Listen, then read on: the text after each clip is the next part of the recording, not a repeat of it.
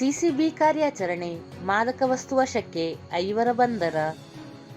ಮೈಸೂರು ನಗರದಲ್ಲಿ ಮಾದಕ ವಸ್ತು ಅಕ್ರಮ ಮಾರಾಟ ಮತ್ತು ಸಾಗಾಟದ ಮೇಲೆ ಸಿಸಿಬಿ ಮತ್ತು ಮಂಡಿ ಠಾಣಾ ಪೊಲೀಸರಿಂದ ಕಾರ್ಯಾಚರಣೆ ಮುಂದುವರೆದಿದ್ದು, 3.14 ಗ್ರಾಂ ಎಂಡಿಎಂಎ, 580 ಗ್ರಾಂ ಗಾಂಜಾ ವಶಕ್ಕೆ ಪಡೆಯಲಾಗಿದೆ.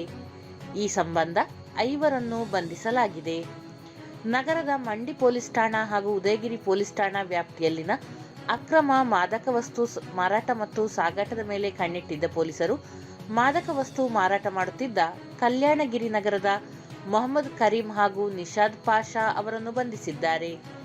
ಜೊತೆಗೆ ಸಿಸಿಬಿ ಪೊಲೀಸರು ಮಂಡಿ ಹಾಗೂ ಉದಯಗಿರಿ ಪೊಲೀಸ್ ಠಾಣಾ ವ್ಯಾಪ್ತಿಯಲ್ಲಿ ಕಾರ್ಯಾಚರಣೆ ನಡೆಸಿ ಪ್ರತ್ಯೇಕ ಪ್ರಕರಣಗಳಲ್ಲಿ 35 ಗ್ರಾಂ ಮತ್ತು 559 ಗ್ರಾಂ ಗಾಂಜಾ ವಶಪಡಿಸಿಕೊಂಡು ಆರೋಪಿಗಳಾದ ಬಂಬು ಬಜಾರ್ನ ಸಂಜಯ್ ಹಾಗೂ ರಾಜ್ಕುಮಾರ್ ಎಂಬುವರನ್ನು ವಶಕ್ಕೆ ಪಡೆದಿದ್ದಾರೆ.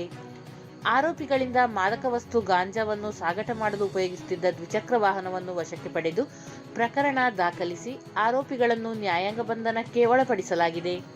ಮತ್ತೊಂದು ಪ್ರಕರಣದಲ್ಲಿ ಮಾದಕ ವಸ್ತು ಗಾಂಜಾ ಮಾರಾಟ ಪ್ರಕರಣದಲ್ಲಿ ಭಾಗಿಯಾಗಿದ್ದ ರಾಜೀವ್ ನಗರ ನಿವಾಸಿ ಮೊಹಮ್ಮದ್ ಆಫಾಕ್ ಎಂಬಾತನ ವಿರುದ್ಧ ಪ್ರಕರಣ ದಾಖಲಿಸಿ ಆರೋಪಿಯನ್ನು ನ್ಯಾಯಾಂಗ ಬಂಧನಕ್ಕೆ ಒಳಪಡಿಸಲಾಗಿದೆ.